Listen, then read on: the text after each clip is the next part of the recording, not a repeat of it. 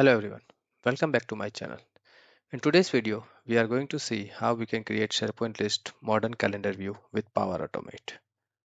Why do we need to do it using Power Automate, and in which scenario we would need to create a modern view automatically rather than manually. So here is the use case. Consider that you are creating a site script and a site design, which is basically to use a template to be applied to a site whenever a site gets created. Now, using site script and site design, we know that we would be able to create some default list, libraries, and views within the JSON schema which we specify. But one of the things which we recently understood is that we cannot create modern calendar view using the action add SP view in the site design. So yes, the default views or the column views and everything which we generally use to create using the site design and site scripts can be created, but we cannot create a modern view. Hence, we tried to explore how to achieve this functionality in a different way. So in this case, because we know that we wanted to create the site script and to apply it to a site template, the list was created using the site script itself.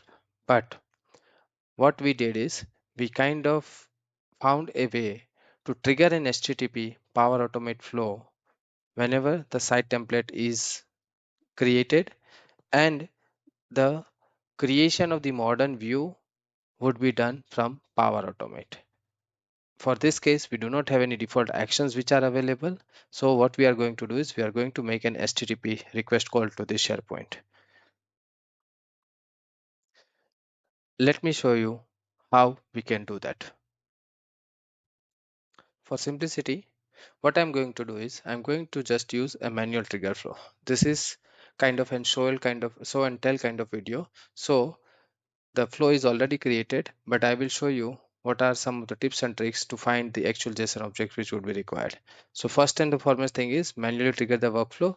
But in the actual scenario, if you want to automate it based on, for example, site script, what the trigger point would be when an HTTP request is received, which is what we are going to configure that into site script once the site template is assigned. Then I have a variable for the site URL where I'm initializing the variable, and also have a variable for the list name. Okay, then I'm going to make an HTTP request call. Now this is what is important for us to understand. So if you see here, we are making an post call to the list and the endpoint called views and add. The header should always be passed as application JSON or data purpose with the accept and the content type parameters. And then you see this full list of JSON object which is there. Yes, this is not in a human readable format, and this is not something which we can easily understand how we want to go about it. So I'm going to show you a quick tips on how we can obtain this JSON object and then use that JSON object in our Power Automate.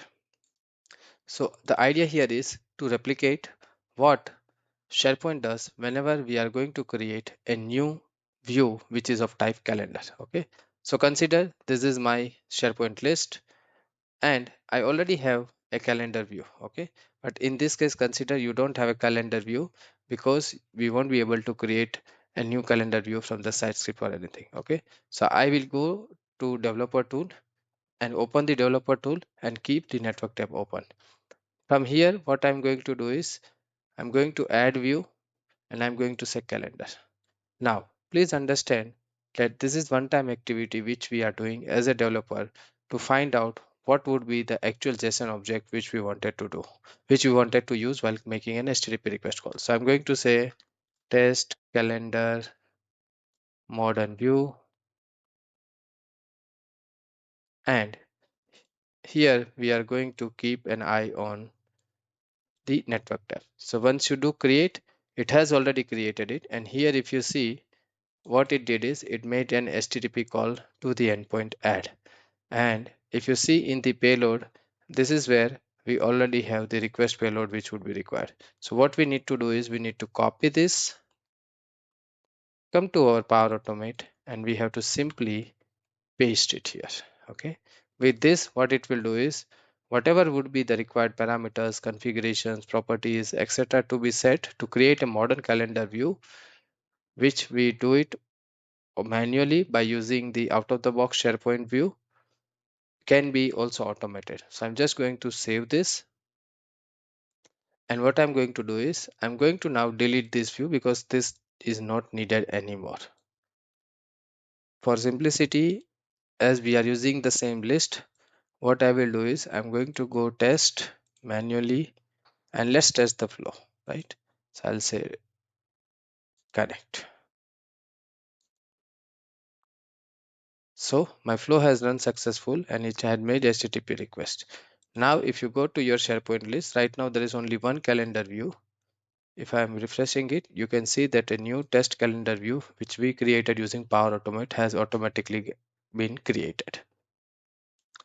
Now, if you want to take this to one step further, what you can do is you can also make another HTTP request call to make this calendar view as a default view of that SharePoint list, so that whenever any user is going to open the SharePoint list, by default, the calendar view gets uh, applied as a default view or open as a default view. So yeah, that is it for today's video. Just to summarize, what we did is we explored how we would be able to create a new calendar view using Power Automate. We also understood why we need that, as in with site script and site design, though we would be able to create a SharePoint list view using the script or the JSON schema which is available. What we have found is we won't be able to create a new calendar view, modern calendar view. And hence what we are doing is what we had provided as a solution would be that whenever the site script or site design is getting applied, we will trigger a flow, and on trigger of that flow what we will do is we will make an HTTP request to SharePoint to create a new calendar view.